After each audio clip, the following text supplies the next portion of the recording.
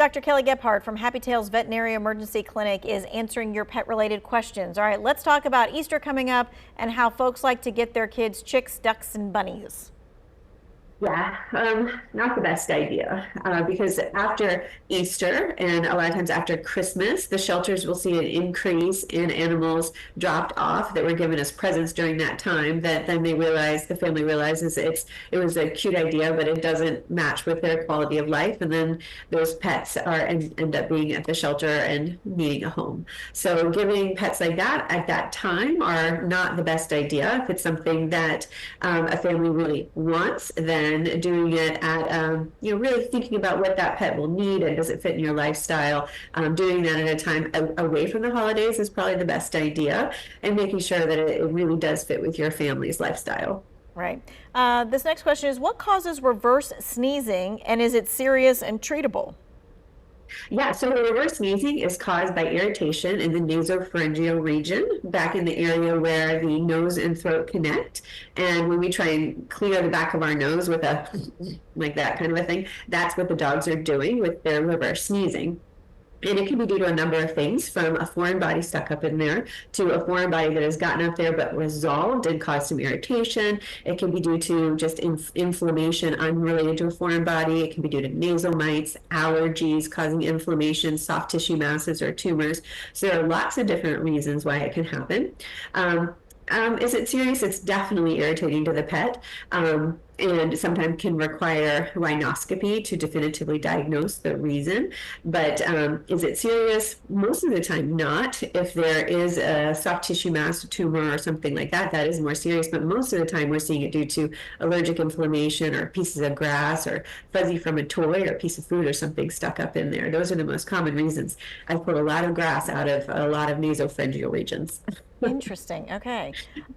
This person is saying, worse than the snakes are those ticks.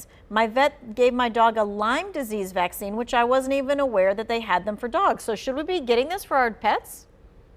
So Lyme disease is now endemic in this area in central North Carolina. It is transmitted by ticks.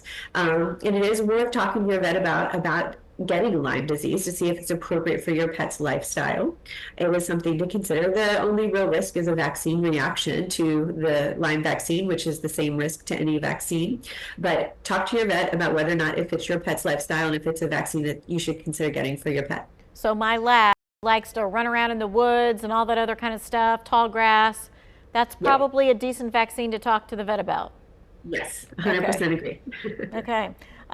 This person says, what is the best way to get rid of fleas for cats? We've tried several over-the-counter treatments and nothing seems to kill all of them. I recommend getting something from a veterinarian that is, for cats, like Revolution Plus. There are other topical products as well to try. But you want to get something through your veterinarian to know that it is legitimate and not counterfeit. And also, a lot of the over-the-counter products can be not effective and cause reactions or actually toxicities. So pyrethrin toxicities.